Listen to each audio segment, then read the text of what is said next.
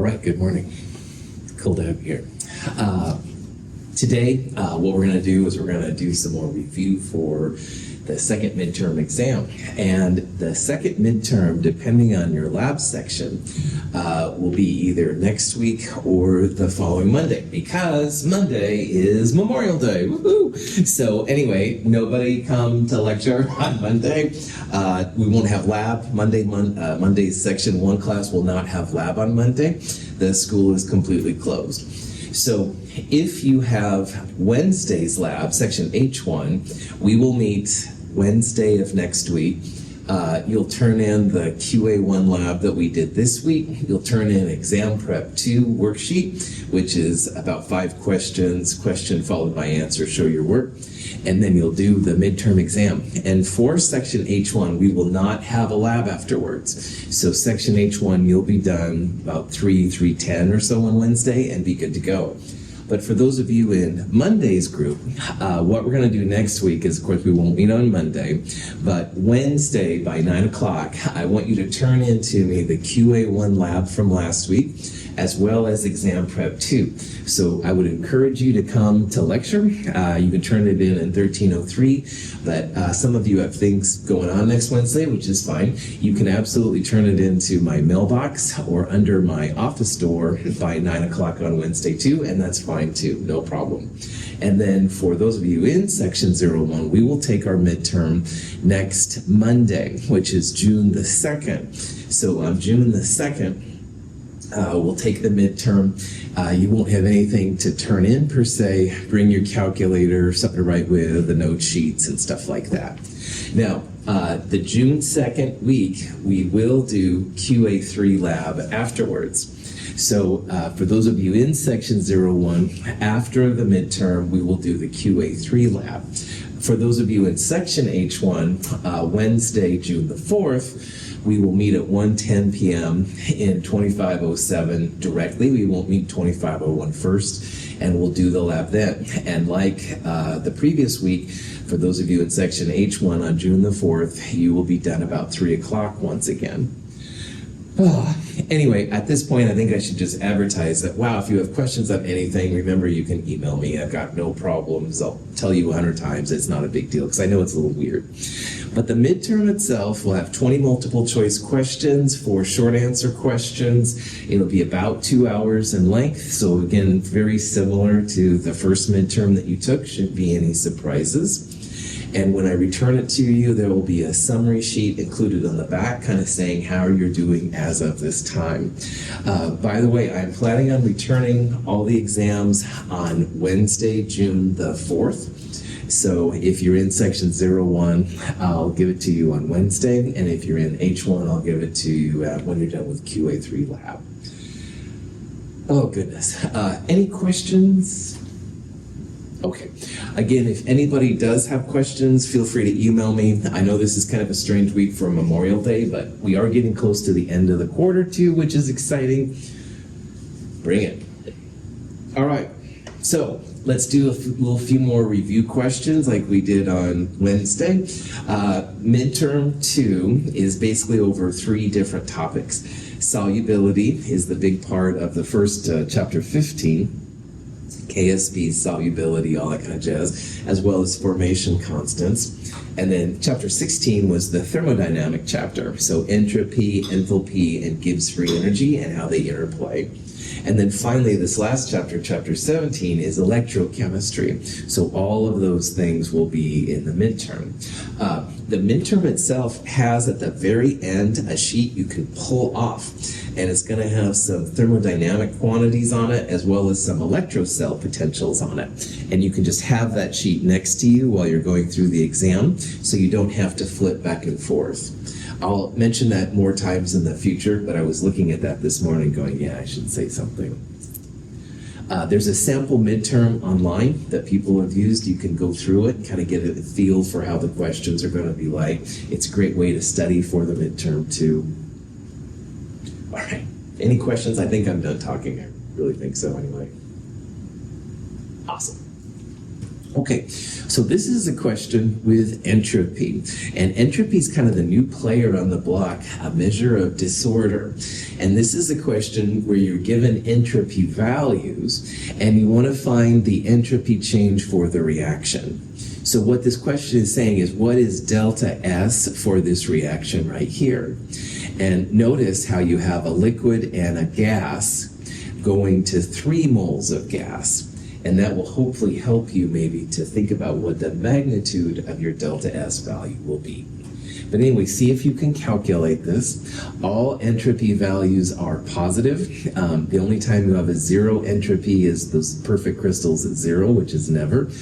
Delta S, though, can be positive or negative.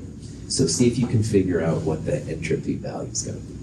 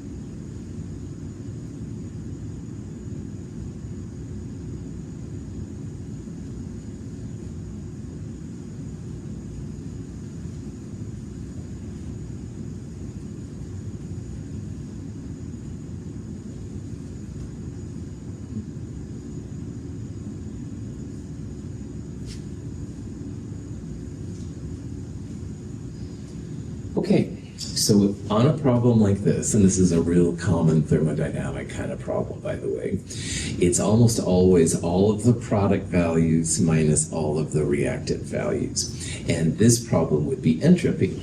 So you take the entropy of CO2 and 2 chlorines and subtract it from the entropy of CCl and CCl4 and O2. And we did things like this with enthalpy and Chem 221.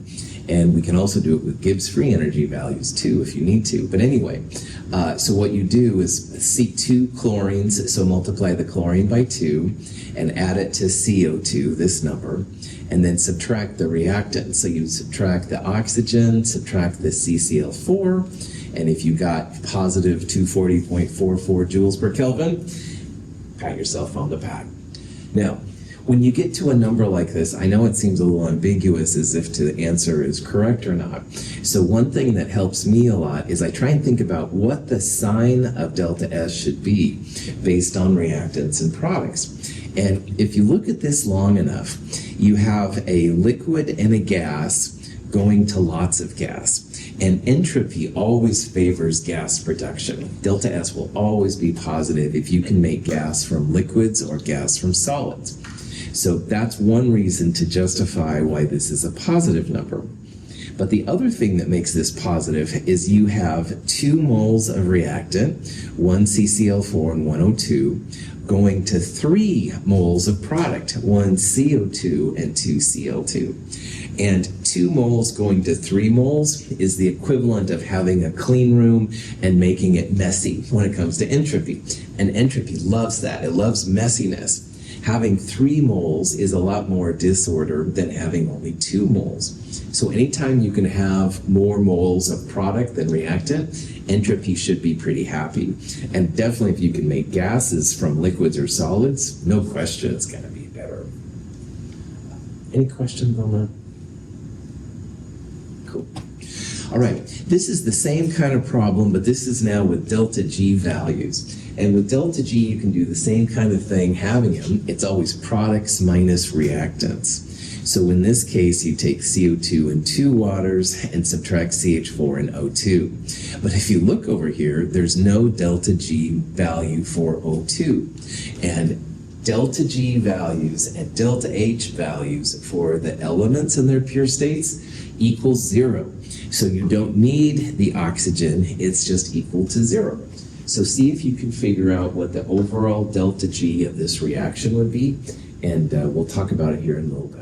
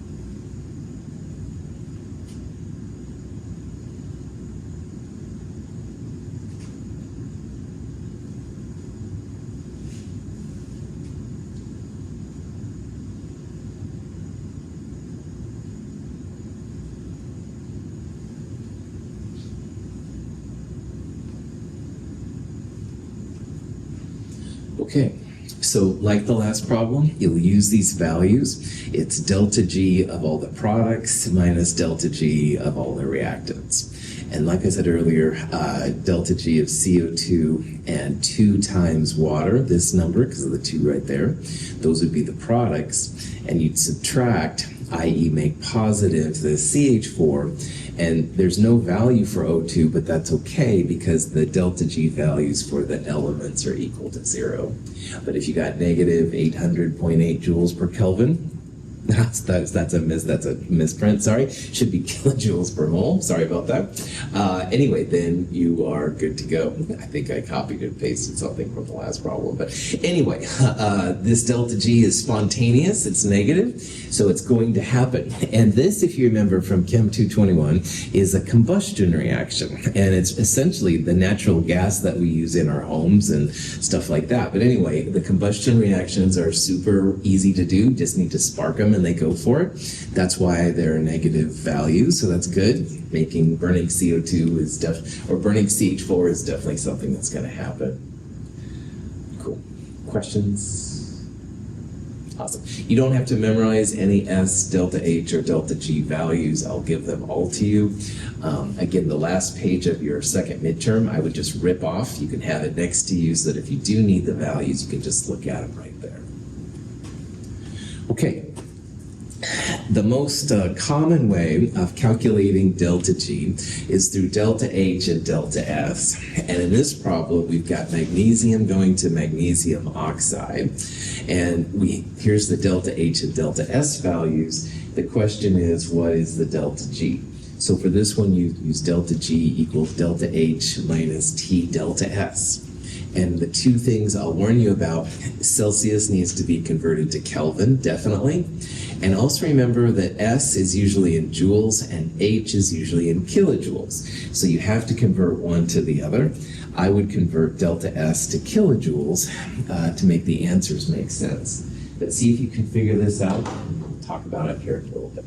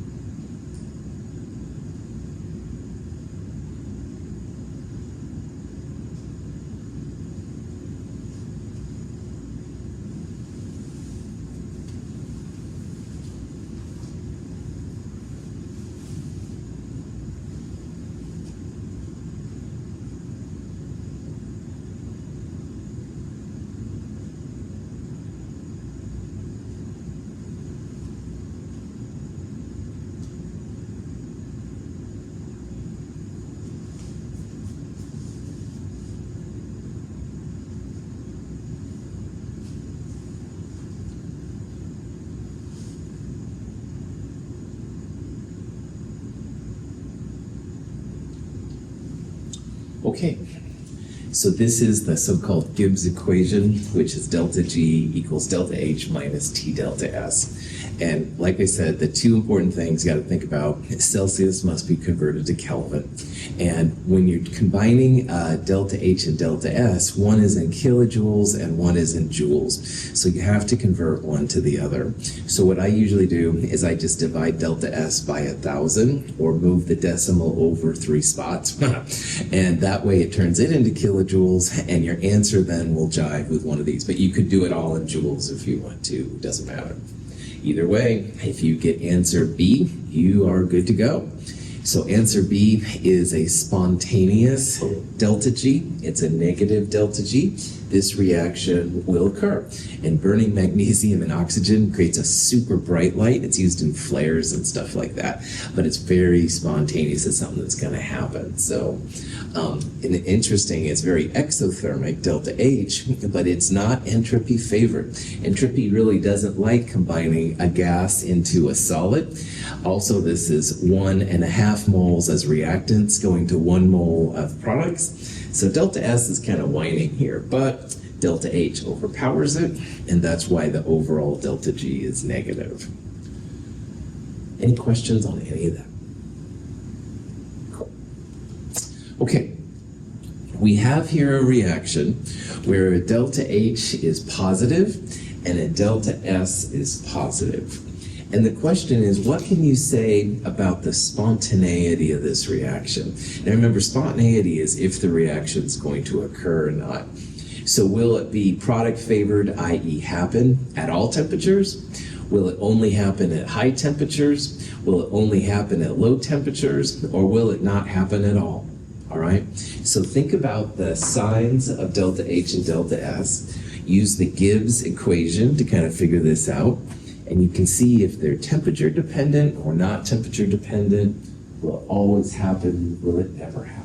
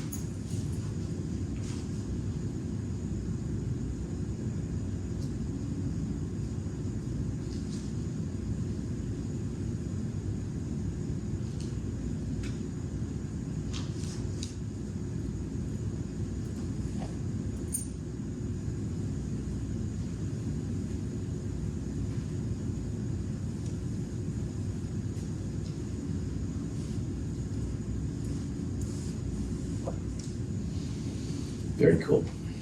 Scientists, chemists always want to know if a reaction will occur or not occur. And if delta G is negative, those reactions are the ones that will occur. So delta H and delta S are prime components that make up what the sign of delta G is going to be. And if you have a negative exothermic delta H and a positive delta S, then delta G will be negative all the time. Positive delta S times negative T makes this whole part negative. And when you add another negative number, the only answer you're going to get is negative. So if you have a negative and a positive delta H and delta S, it's always going to be spontaneous. Reaction's going to go, delta G is negative. However, if you have an endothermic reaction, positive delta H, and a negative delta S, those reactions will never be spontaneous. They'll always be positive. Because again, if negative delta S is here, negative times negative T makes this whole term positive. And if you add a positive delta H, delta G is going to be positive all the time. However, if both delta H and delta S have the same sign, i.e. both positive or both negative, which is what we have here, we have them both positive, then the temperature is going to play a factor, all right? Temperature, if temperature times delta S becomes bigger than delta H, it'll affect the sign of delta G. So delta S being positive in this problem means it wants the reaction to occur, but delta H being positive says, nope, I don't want it to occur. So if the temperature gets high enough, all right, then negative T times delta S will become more negative than delta H is positive.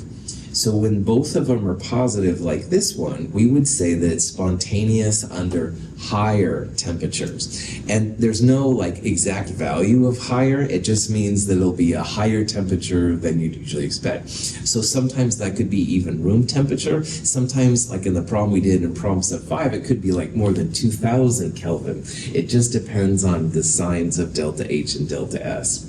But there will be some temperature at which delta G becomes negative, which is kind of cool. So if you have an industrial process that will make you a lot of money, it might be worth it to raise that temperature up really high. Now the other thing you see once in a while is if you have delta H and delta S be negative. So in these cases, delta H wants the reaction to go and delta S does not. So when temperature gets high enough, like before, the delta S term will dominate over delta H. However, if you want it to be spontaneous, then you want lower temperatures if they're both negative. Because lower temperatures, the delta H part will overpower the delta S and make the reaction spontaneous.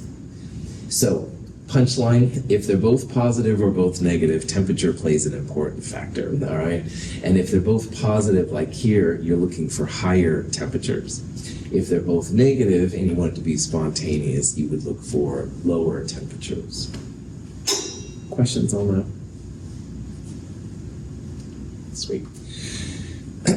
Here's a reaction where you have to find delta H first, then find delta S, excuse me, and then combine them to find delta G. So it's kind of like the one we did before with magnesium, it's just that this time you have to calculate your own delta H and delta S values. And this is a real common kind of process to figure delta G. So see if you can find delta G for this reaction. Delta H for O2 is 0, so that's why it's not there. Remember to turn Celsius to Kelvin. Remember to turn joules into kilojoules for S. See if you can make this happen.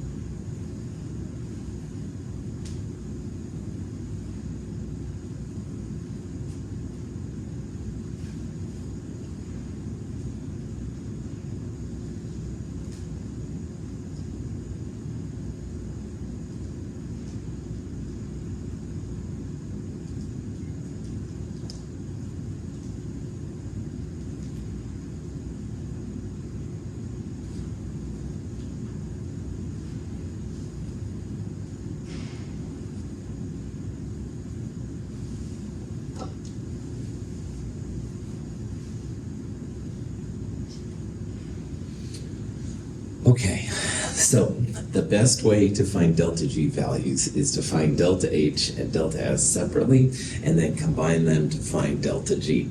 And in this problem, delta S products minus delta S reactants, then do delta H products minus delta H reactants, and then combine of delta G equals delta H minus T delta S. So it's kind of a pain, but it's totally doable. If you got answer D, you are good to go. And so these are all the different steps. Delta H of the O2 is 0, so you don't have to worry about that. Delta H minus 196 or so kilojoules.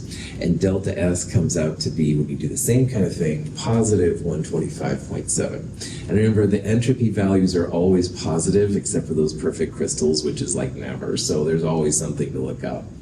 Then when you combine them, this is kilojoules and this is joules. So what I usually do is I turn the joules into kilojoules by dividing by 1,000, turn Celsius into Kelvin, 298, delta G minus 233.5.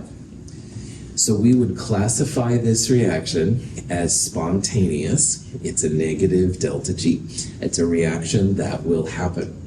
And it's spontaneous because enthalpy is exothermic, and that means this reaction is enthalpy driven. Enthalpy wants the reaction to go. And because delta S is positive, this is also an entropy driven reaction. So both enthalpy and entropy want this reaction to go. Back on this table up here, this is the first set, negative delta H, positive delta S. Delta G is always going to be negative for this one. All right, doesn't matter what temperature you're at, delta G is going to be negative, which means it's going to happen under all conditions. Questions? All right, so here's a reaction. We have delta H, negative 96 kilojoules, delta S, minus 12.6 joules per Kelvin. And the question is, if you increase the temperature slowly, at what temperature will this reaction become non-spontaneous? Now, notice that the signs of delta H and delta S are the same. And if they're the same, both positive or both negative, like here, there's going to be a threshold temperature to calculate. In this case, the temperature is going to be where it goes from being spontaneous to non-spontaneous. So see if you can figure out what this temperature is. I would let delta G equals 0. Then you can have delta H equals T delta S. Remember to convert delta S to kilojoules before you combine it with delta H. See what answer you get.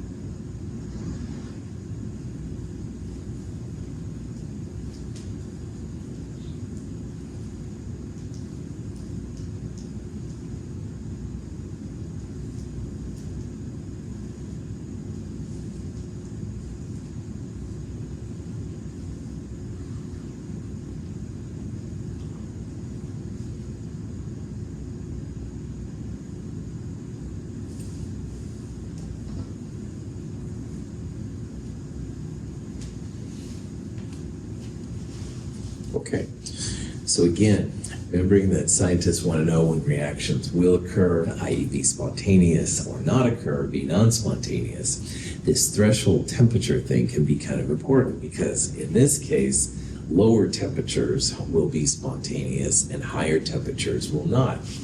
And to solve it, it's not too bad. Delta G, I would just let it equal 0. And then you have 0 equals delta H minus T delta S. So if you put this on the other side, you have T delta S equals delta H. And if you solve for T, it's going to be your delta H value divided by delta S. Make sure again that you turn both of them into the same kind of unit. So either both joules or both kilojoules, either way. And also your temperature should be a positive number. I'll talk about that more in a little bit. But anyway, for this problem, if you got 7,620 Kelvin, good to go. So what this means is if you want this reaction to happen, as long as your temperature is under 7,620 Kelvin, which I don't think would be too hard to do, then your reaction will be spontaneous. It'll happen. But if you happen to get above that temperature, then it won't happen. It'll be non-spontaneous and start hanging out, which is crazy. If you do a calculation like this and you end up with a negative Kelvin answer, that means that you have delta H and delta S being opposite signs, and those reactions will always be spontaneous or always be non-spontaneous. So if you get a negative temperature for any reason, that means you've got one of these two conditions and there really isn't a threshold temperature, all right? It's either always going to be spontaneous or always non-spontaneous. But if you have the same sign for delta H and delta S, then you will get a positive temperature, and that'll tell you when you're spontaneous or not. Cool. Here's a reaction with a KSP. We want to find delta G. So this is one way to find delta G from K values. For problems like this, delta G equals minus RT natural log of K. So see if you can use that to find the delta G for this reaction.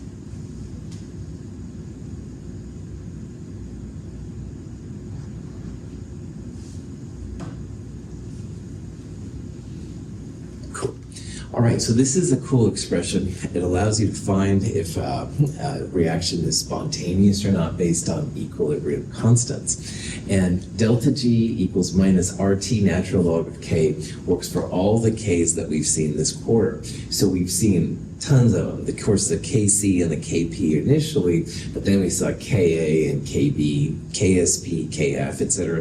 And this expression works really well for all of them. R is what I call the energy gas constant. It's 8.3145 joules per mole Kelvin. And because of the Kelvin term, your temperature, of course, has to be a temperature in Kelvin, and use natural log, not base 10 log. The number you calculate for delta G is usually really big. And so what people often do is they divide by 1,000 in order to turn the joules, which is what the answer is, into kilojoules. But anyway, if you do all of that and you got 34.8 kilojoules per mole, very well done.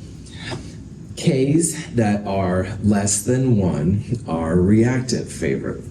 And delta Gs, which are positive, are reactant favored as well. So if you start with a K that's less than 1, you should end up with a positive delta G. On the other hand, if you have a product favored K, a K greater than 1, then your delta G value should be a number that's less than 1. So this is kind of a nice way and stuff to kind of balance it out, make sure that you've got it going on. Any questions on that? Is that cool? Cool. All right. We have just enough time to kind of start this, but we'll probably have to finish it on Wednesday. Again, no class on Monday, Memorial Day, all that kind of jazz. But anyway, this is a question I'd like you to balance at a pH of 8.37. It's permanganate and iodide going to manganese 4 oxide and iodine.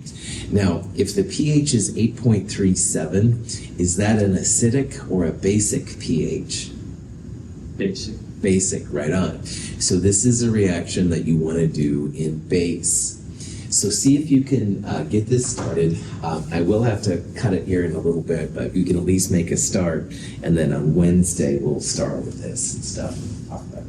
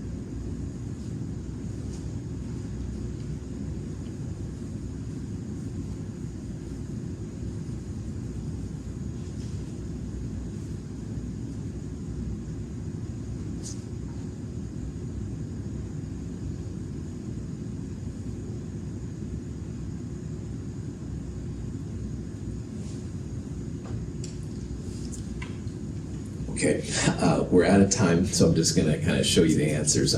What I'll talk about more next Wednesday is how for a reaction like this, I would definitely balance an acid first and then do the base neutralization. On the other hand, if you can do it in base, it certainly is easier. So in my longer way, what I did is I first balanced this reaction in acid. So this is the reaction that's balanced in acid, and then if you neutralize with the base, you end up with this thing, which is answer D. And I will do a better job next Wednesday talking about this. I just kind of ran out of time. Again, Monday, Memorial Day, so stay home, no lecture, no labs, nothing like that for section 01, and I will see all of you then on Wednesday. All right, have a great weekend. Thank you for being here.